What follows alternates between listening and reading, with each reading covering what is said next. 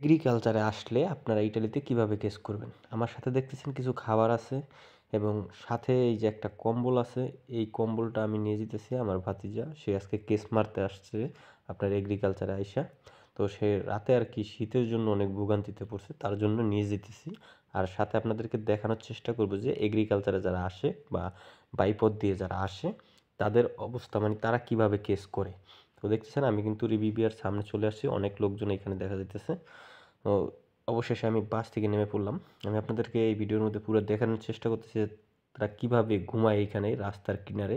এই যে দেখছেন বাসটা এখানে রাখছে। এই যে রাস্তা এইখানে কিন্তু এই পার ওপার দেখতেছেন আপনারা যে লোকগুলো ঘুমায় রইছে।